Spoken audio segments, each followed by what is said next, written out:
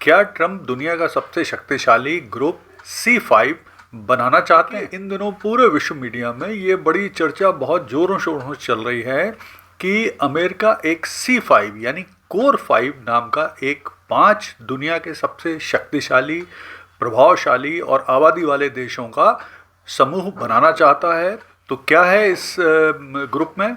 तो देखिए, जो कोर 5 है यानी C5 ग्रुप है, इसमें अमेरिका, रूस, चीन, भारत और जापान, ये 5 देशों को, जो दुनिया के सबसे शक्तिशाली हैं, प्रभावशाली हैं, आबादी वाले देश हैं, इनका एक समूह बनाया जाना है। नमस्कार दोस्तों, आज बात करेंगे एक इम्पॉर्टेंट डेवलपमेंट पर, और वो डेवलपमेंट ये है कि क्या ट्रम्प दुनिया का सबसे शक्तिशाली ग्रुप C5 बनाना चाहते हैं। तो आइए इस पूरे मुद्दे का विश्लेषण करते हैं और समझने की कोशिश करते हैं कि आखिर ये बात कहाँ से आई, ट्रम्प ये ग्रुप क्यों बनाना चाहते हैं, ये ग्रुप किस तरह से काम करेगा और कैसे प्रभावी होगा। तो देखिए, इन दिनों पूरे विश्व मीडिया में ये बड़ी चर्चा बहुत जोरों शोरों से चल रही है कि अमेरिका एक C5 यानी कोर 5 नाम का एक 5 दुनिया के सबसे शक्तिशाली, प्रभावशाली और आबादी वाले देशों का समूह बनाना चाहता है, और ये समूह दुनिया की बहुत सारी समस्याओं को हल करने में प्रभावी भूमिका निभाएगा। तो ये कहाँ से पता चला? तो देखिए, अभी क्या हुआ है कि अमेरिका की जो नेशनल सिक्योरिटी स्ट्रेटजी पॉलिसी वो जारी की गई थी, और उससे पूर्व इस सिक्योरिटी पॉलिसी के कुछ ड्राफ्ट यानी जो ड्राफ्ट थे वो लीक हो गए थे, और इन्हीं लीक ड्राफ्ट में ये कॉन्सेप्ट या ये आइडिया C5 का यानी कोर 5 देशों का आइडिया पता चला है। तो क्या है इस ग्रुप में? तो देखिए, जो कोर 5 है यानी C5 ग्रुप है, इसमें अमेरिका, रूस, चीन, भारत और जापान, ये 5 देशों को, जो दुनिया के सबसे शक्तिशाली हैं, प्रभावशाली हैं, आबादी वाले देश हैं, इनका एक समूह बनाया जाना है। ये समूह दुनिया की सभी समस्याओं को हल करने में अपनी प्रभावी भूमिका निभाएगा, ऐसा कॉन्सेप्ट लाया गया है। तो अब देखते हैं कि ये जो समूह बनेगा, ये समूह दूसरे समूह से कैसे अलग होगा। तो देखिए, अगर हम इस समय बात करें तो सबसे शक्तिशाली जो समूह है फिलहाल, वो है संयुक्त राष्ट्र संघ का, जो सिक्योरिटी काउंसिल में 5 स्थायी सदस्य हैं। अमेरिका, रूस, चाइना, फ्रांस और इंग्लैंड, ये 5 स्थायी सदस्य हैं सिक्योरिटी काउंसिल के, यही सबसे शक्तिशाली माने जाते हैं। और इसके अलावा अगर हम इकोनॉमी पावर की बात करें तो जो G7 समूह है, जहाँ पर दुनिया की 7 सबसे बड़ी इकोनॉमी वाले देशों का समूह है, G7 ग्रुप 7 वो है।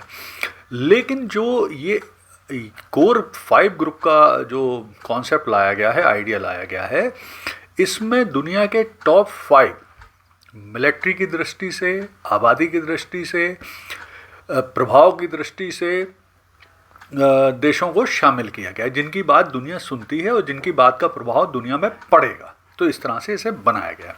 हालांकि जैसे ही इस ड्राफ्ट की चर्चा शुरू हुई तो यूरोपियन देश बहुत नाराज़ हुए कि हमको तो इसमें शामिल नहीं किया गया है। गल्फ़ कंट्री के देश भी बड़े भुचक्के रह गए कि हमको भी इसमें शामिल नहीं किया गया है, कि हम शक्तिशाली नहीं हैं या प्रभावशाली नहीं। तो इस तरह से बात चली।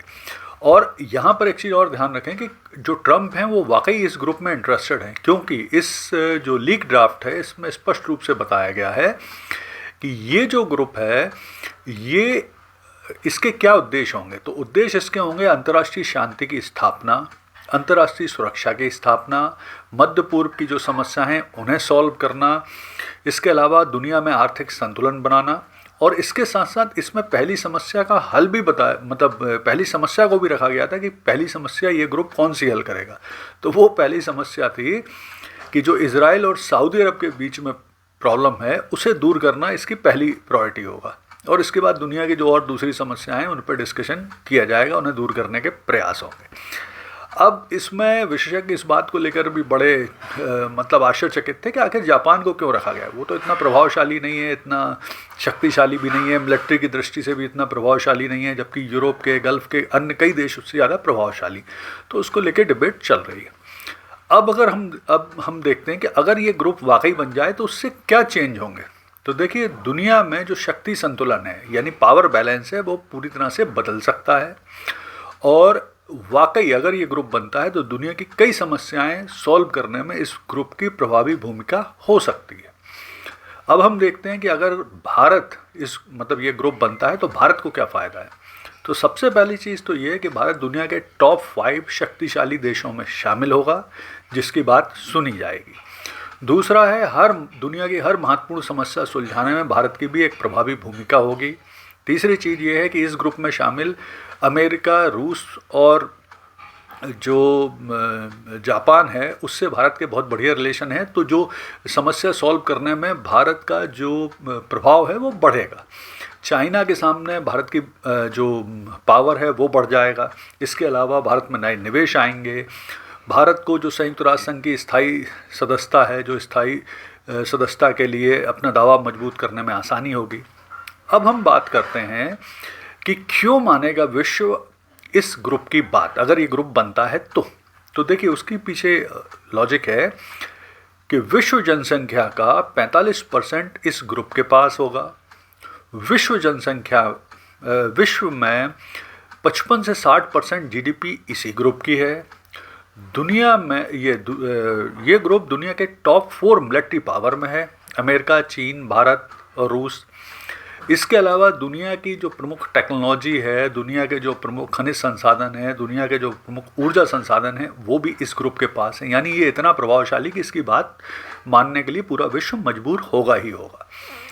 अब कुल मिला के अगर हम बात करें तो अगर ये कोर 5 ग्रुप बनता है तो इससे वाकई पूरी दुनिया को फ़ायदा होगा, मानवता को फ़ायदा होगा। दुनिया भर में जितनी जो समस्याएं चल रही हैं, युद्ध चल रहे हैं, अशांति है, उसे निपटाने में इस ग्रुप की प्रभावी भूमिका होगी और साथ साथ भारत की भी प्रभावी भूमिका होगी पूरी दुनिया की समस्या सुलझाने में और मानवता को लाभ देने में। तो अगर इस ग्रुप से संबंधित और जो डिस्कशन होते हैं या कुछ कॉन्सेप्ट बढ़ता है तो इस पे मैं आगे वीडियो लाऊंगा। हाँ, यहाँ ये ध्यान रखना आवश्यक है कि जो अमेरिका ने अपनी नेशनल सिक्योरिटी स्ट्रेटजी अभी जारी की है उसमें इस ग्रुप का मेंशन नहीं किया है, लेकिन विश्व मीडिया में बहुत ज़्यादा चर्चा हो रही है इस लीक ड्राफ्ट को, जिसमें इस ग्रुप को बनाने के कॉन्सेप्ट दिया गया था। धन्यवाद।